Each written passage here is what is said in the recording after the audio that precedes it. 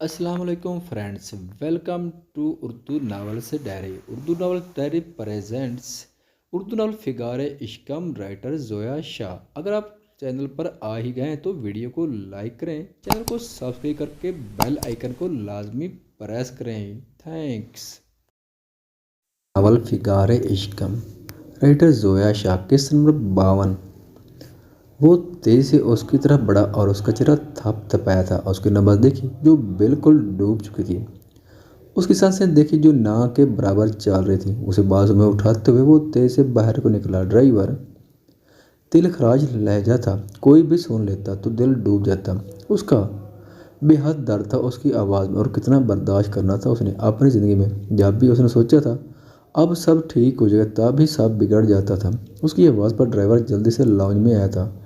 Driver के अलावा सब ही लॉन्ज में जमा हुए थे। या खुदा, क्या हुआ आशिक को? आफरीन बेगम ने सदमे से कहा। एक ही मिनट में उनके हाथ पैर बर्फ की तरह ठंडे हुए थे। कसा बेगम और मारिया भी अपने कमरे से निकल आई थी। आगा साहब दौड़कर अपनी बेटी के पास आए थे, जिसके मुंह से खून बहकर सूख चुका था। गाड़ी निकालो फास्ट। जी बड़े साहब।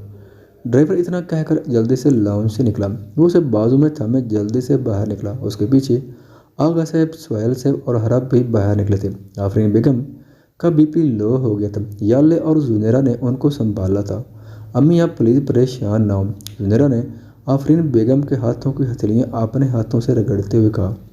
वो सोफे पर ढह सी गई थी। मारिया ने चोर नज़रों से कसाब बेगम को देखा, जो आंखों में मगरमच्छ के आंसू लिए खड़ी थी। है क्या हो गया मेरी बच्ची को? अल्लाह कैसे इम्तिहान ले रहा है तो हमारी भी मेरी बच्ची को मार दिया जाए।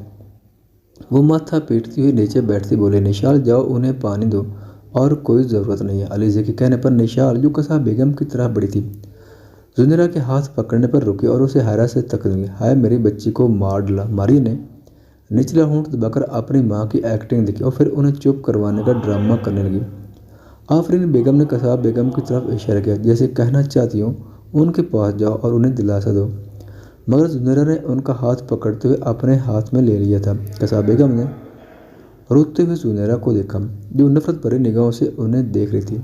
यकीनन उसकी नज़रों में आज उनके लिए सारी इज्जत ख़त्म हो गई थी। जो कुछ उन्होंने किया था वो अच्छे से जानती थी और शर्मिंदा भी थी, क्योंकि वो कुछ नहीं कर पाई थी।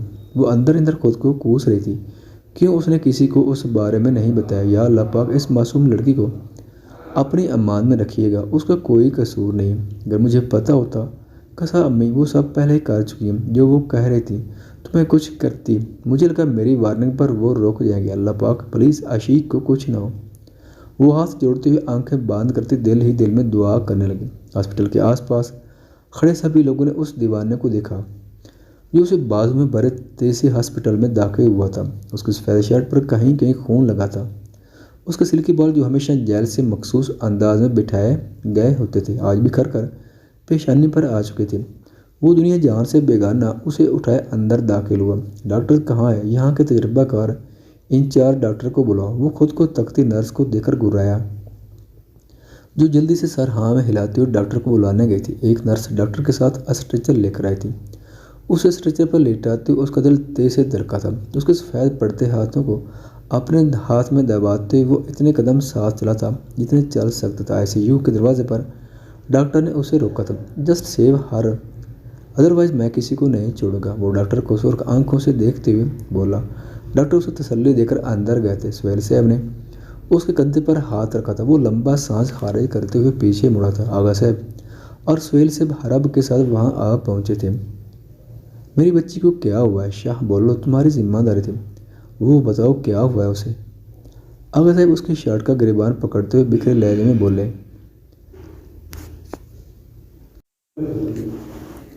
सुहेल साहब ने उनको रोकना चाहा, क्योंकि वो शाहवीर की हालत देख चुके थे। वो खुद बहुत बड़े सदमे में था। उसने बेतसर नज़रों से आईसीयू से निकलते डॉक्टर को देखा। आगा साहब भी डॉक्टर की तरफ मुतवज्जा होते। सॉरी सर, मैं ये केस नहीं लिख सकता, पेशेंट ऑलमोस्ट डेड। इससे पहले डॉक्टर कुछ कह पाते वो उनका कोट का गिरबान पकड़ते हुए उन्हें दीवार से लगा चुका था। क्यों नहीं लोगे ये केस? हाँ तुम लोगे, तुम्हारे फरिश्ते भी लेंगे अगर उसे कुछ हुआ। आई स्वेयर मैं। डॉक्टर सुहेल साहब ने उसका हाथ डॉक्टर साहब की गर्दन से निकाला। वो लहू रंग आंखों से डॉक्टर को देखते हुए पीछे हटा। डॉक्टर ने घबरा कर लंबा सांस लिया था। देखिए हम अपनी तरफ से पूरी कोशिश, مجھے ہر حال میں میری وائف زندہ سلامت چاہیے۔ وہ ان کی بات کاٹتے ہوئے کرخت لہجے میں دھڑا، سر آپ کے وائف کو سلو پوائزن دیا گیا ہے جو دھیرے دھیرے اثر کرتا ہے، پہلے گلے پر اثر کرتا ہے، دھیرے دھیرے باڈی میں پھیلتا ہے اور اتنا زہریلا ہوتا ہے کہ 24 گھنٹوں میں وجود کو اندر سے کھا لیتا ہے۔ آپ پلیز یہ انجیکشن منگوا دیں، یہ یہاں سے نہیں ملیں گے۔ وہ ڈاکٹر سے لسٹ لے کر جلدی سے باہر نکلا تھا۔ سہیل صاحب نے آغا صاحب کے کندھے پر ہاتھ رکھا تھا۔ وہ سر کو ہاتھوں میں گراتے ہوئے سر جھکا گئے تھے۔ حرب ریسیپشن پر کچھ پیپر بھرنے چلا گیا تھا۔ وہ جلدی سے کبڑ سے اپنی نیلی شیشوں والی چادر نکال کر سر پر ڈالتے ہوئے پرس اٹھاتے، پیروں میں ڈھیلی سی جوتی ڈالتے باہر نکلی جب قصاب بیگم نے اسے بازو سے پکڑا تھا۔ خبردار، اگر آپ نے مجھے روکنے کی کوشش کی، جا رہی ہوں میں انکل آغا کو سب بتا دوں اور شاہویر بھائی کو بھی۔ یہ سب آپ نے اور آپ کی بیٹی نے کیا۔ زنیرہ ہاتھ چھڑاتی ہوئی چیخی، کوئی پچھتاوا نہیں مجھے اس منحوس کی وجہ سے میری بیٹی اپنے حق سے محروم ہو گئی۔ وہ آغا جو ہر وقت ماریہ کی خیریت پوچھتے رہتے تھے، وہ اس منحوس ناجائز لڑکی پر ساری محبتیں لٹا رہے ہیں۔ قصاب بیگم نے تنک کر کہا، وہ ساری محبتیں عشیق پر نچھاور نہیں کرتے تھے، آپ کی چھوٹی سوچ کی وجہ سے آپ کو ایسا لگتا رہا۔ وہ ماری کے ساتھ بھی ویسا رویہ رکھتے تھے، آپ کی تنگ نظری کی وجہ سے آج وہ لڑکی زندگی موت کی جنگ لڑ رہی ہے۔ آپ کی اصلیت میں آغا انکل کو بتا کر رہوں گی۔ آنسو صاف کرتی وہ چیخ کر بولی، آگے بڑھ گئی، ٹھیک ہے جاؤ، رب نے میرے کہنے پر یہ شادی کی تھی، میرے کہنے پر وہ تمہیں طلاق بھی دے سکتے ہیں۔ ان کی بات اس کے قدموں کو ساکت کر گئی، دل تیز سے دھڑکا۔ وہ کیوں اسے کھونے کا سن کر ڈر گئی تھی۔ اس کی سیاہ آنکھوں سے آنسو جاری ہوئے۔ چادر کے نیچے اس نے اس کے پہنائے لاکٹ کو مٹھی میں دبایا تھا۔ ٹھیک ہے، اسے طلاق دینی ہے، مجھے دے دے طلاق، لیکن آپ کی اصلیت میں صاحب کو ضرور بتاؤں گی۔ وہ دیر سے کہتی ہوئی پیشانی پر چادر کھینچ کر درست کرتی ہوئی باہر نکل گئی تھی، قصاب بیگم کو ساکت چھوڑ کر۔ اس کے لیفٹ اور رائٹ دونوں ہاتھ پر ڈرپس لگی تھیں کیونکہ اس کا خون بے حد بہہ گیا تھا۔ اس کی آنکھوں سے آنسو مسلسل ٹوٹ کر کشن میں جذب ہو رہے تھے۔ ہم آپ کو بہت مس کر رہے ہیں، آپ جلدی سے آ جائیں۔ میں آ رہا ہوں جانم، بس آپ کی آئس کریم لے کر، بس پہنچ رہا ہوں جانم۔ ایک اور آنسو ٹوٹ کر کشن میں جذب ہوا تھا۔ اس کی جلدیں اس کے دل کو اندر ہی اندر کاٹ رہی تھی۔ وہ اسے چھوڑ کر نہیں جانا چاہتی تھی۔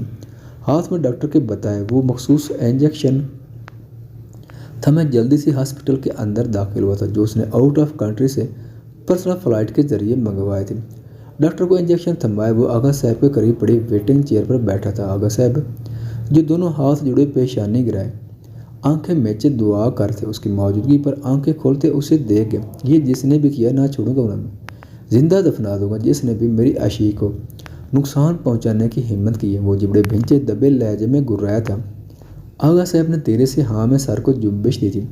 عرب دیوار کے ساتھ ٹیک لگایا کھڑا سنجیدگی سے انہیں دیکھ رہا تھا جب وہ تیز قدموں کے ساتھ چلتی گیلری میں انٹر ہوئی تھی۔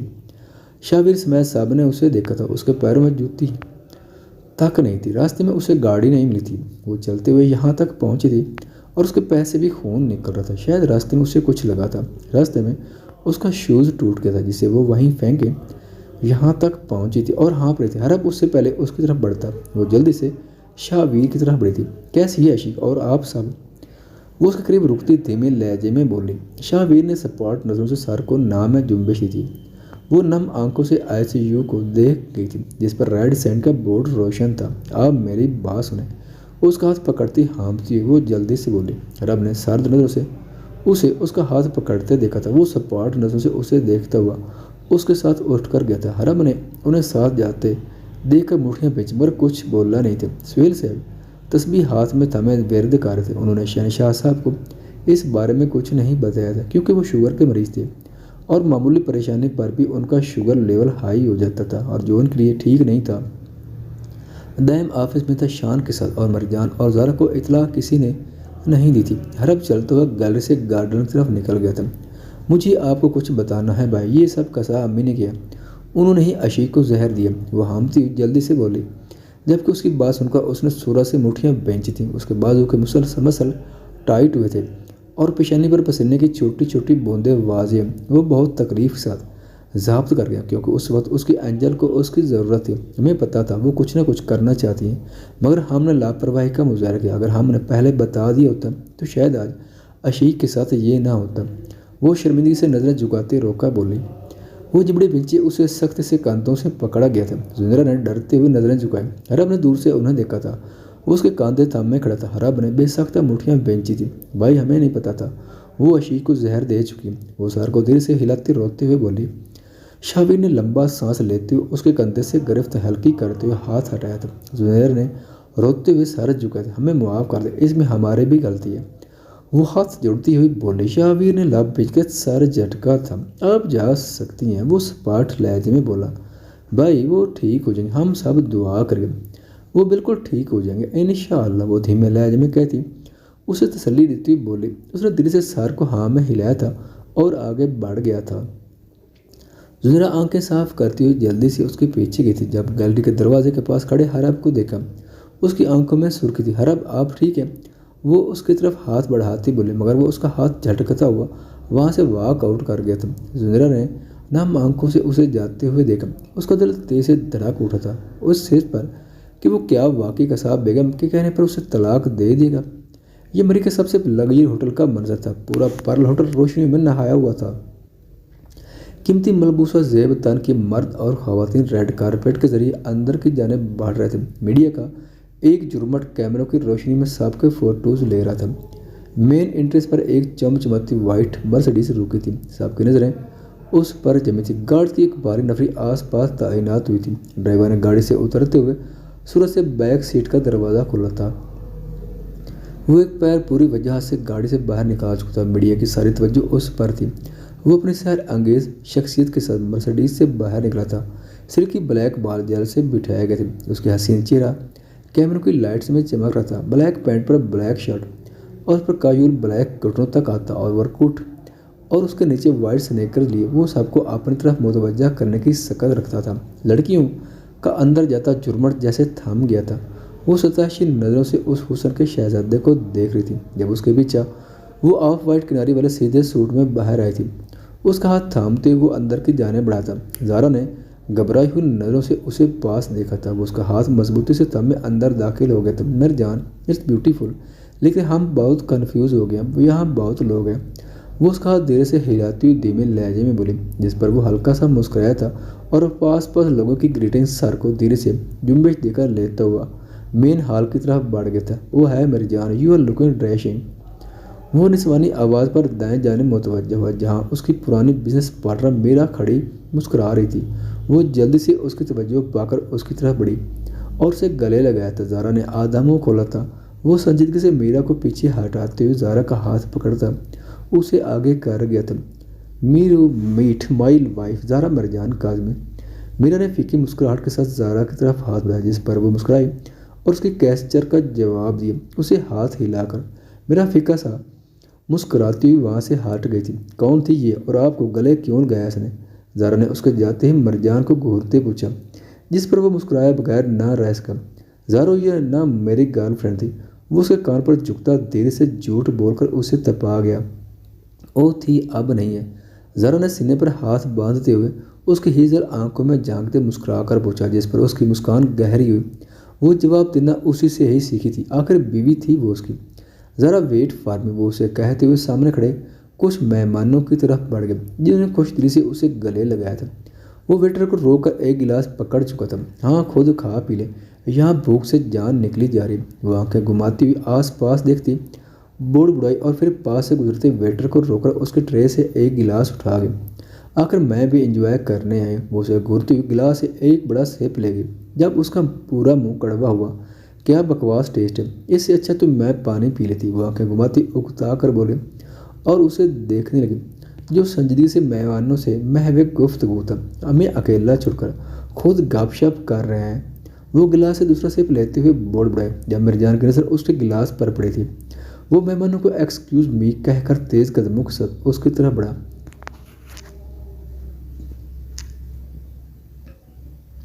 اور اس کے ہاتھ سے گلاس لیا۔ ذرا یہ کیا حرکت ہے؟ وہ گلاس ہاتھ پلیٹ ٹیبل پر رکھتے ہوئے متذبذب لہجے میں بولا۔ ذرا نے تیکھی نظروں سے اسے دیکھا۔ آپ بھی تو یہ پی رہے تھے؟ وہ گال پھیلائے معصومیت سے بولی، میں پی لیتا ہوں، مجھے ایفیکٹ نہیں کرتی، سافٹ ڈرنکس لیں، یہ سب نہیں۔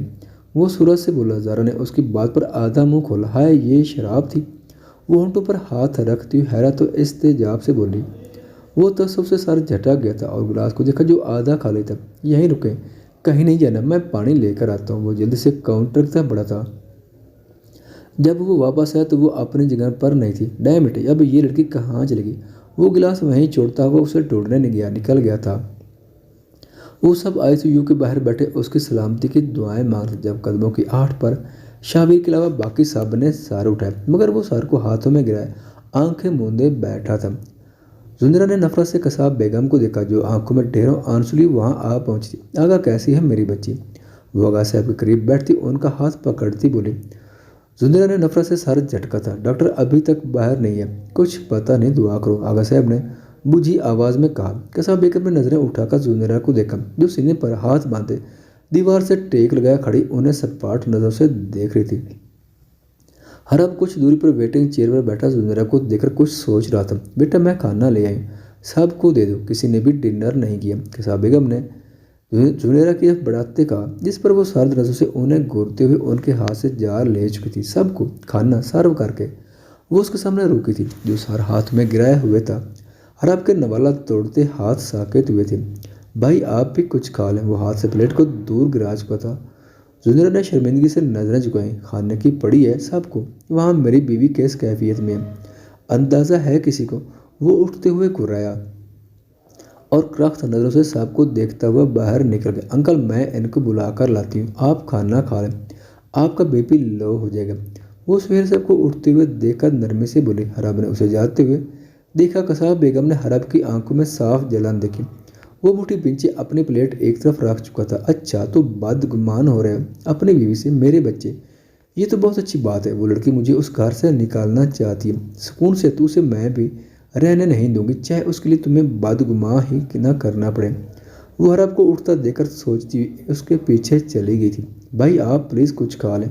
अगर अशीक भाभी को पता चलता कि आपने सुबह नाश्ते के बाद से कुछ नहीं खाया तो वो कितना हर्ट होती। वो सब पार्टनरों से गैर मराई नुक्ते को देख रहा था। अब क्या चाहती हैं आप मुझसे? मुझे कुछ पल के लिए अकेला छोड़ दें, मुझे भूख नहीं, आप वापस अपनी फैमिली के पास जाएं। मैं जानता हूँ आप शर्मिंदा हैं, लिहाजा मुझे कोई शिकवा नहीं, आप वापस जाएं अभी। वो बगैर उसे देखे करख्त लहजे में बोला, भाई व्हाट्स यू सेड मी। इस दिन अगर आप सही वक्त पर ना आते तो शायद आज मैं इस तरह सर उठाए यहाँ ना खड़ी होती। इसलिए मैं आपकी मदद करना चाहती हूँ, इसलिए नहीं कि मुझे कोई ख़ास हमदर्दी, मैं सिर्फ आपका एहसान उतारना चाहती हूँ। वो धीमे लहजे में बोली। वो सात नज़र से उसे देखता हुआ उठा और अंदर चला गया था। वो सर्द नज़र से उसे देखते हुए उठा और अंदर चला गया था। अल्लाह पाक प्लीज़ सब ठीक कर दें, अशीक को जल्दी से ठीक कर दें, उसे अपनी अमान में रखिएगा। वो तारों भरे आसमान को देखती हाथ जोड़ते बोली थी। क्या सोच रहे हो बच्चे? कसाब बेगम ने उसके कंधे पर हाथ रखते हुए पूछा। वो जो सपाट नज़रों से उन्हें खड़ा देख रहा था पीछे मुड़ा। कुछ भी नहीं अम्मी, आप बाहर मत रुके, ठंड है, चलिए अंदर चलते हैं। रब वो अंदर की तरफ बढ़ा जब कसाब बेगम ने उसका हाथ पकड़ते उसे रुका। जी अम्मी जान, मैं देख रही हूँ और समझ रही हूँ वो शाबिर की इतनी हमदर्द क्यों है। हरब ने लब भेंचे थे। बेटे, मैं देख रही हूँ तुम्हें कैसा लग रहा है, उसे तुम्हारी परवाह नहीं, उस लड़के की परवाह तुमसे ज़्यादा कर रही है। रब ने नजर झुकाए सर को झटका था। हाँ, मैं देख रही हूँ क्या चल रहा है उनके दरमियान, ये सब बहुत पहले से चल रहा होगा, यकीनन हो सकता है वो मिलते हैं। रब ने सर उठाकर कसाब बेगम को देखा। जब उसे वो लम्हा याद है जब वो जुनेरा को बचाने गया था, मगर वो पहले ही उसके साथ मौजूद था। हरब ने जिबड़े बेंचे थे। वो तअस्सुफ से सर झटक कर वहाँ से निकल गया बगैर एक लफ्ज़ कहे। कसाब बेगम ने धीमी मुस्कान होंठों पर सजाकर उसे देखा, जो जुनेरा के पीछे ही गया था। अगर आज उसे कुछ हो गया मैं भी उसके साथ मिट जाऊंगा। मेरे जीने की वजह वो लड़की है। मेरे मालिक, अगर उसे मुझसे जुदा ही करना था तो उसे मेरी ज़िंदगी में भेजा ही क्यों था। मैं बहुत बड़ा गुनहगार हूँ, मेरे पास खा कोई नेकी न हो, लेकिन मैंने मोहब्बत साफ दिल से की है, तो फिर कैसे वो मुझसे अलग हो सकती। आप मुझसे मेरे जीने की वजह मत छीने।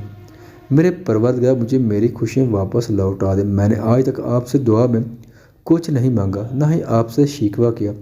क्यों मैं बचपन में मेरे वालिदैन के मोहब्बत भरे ठंडे सह से महरूम रहा।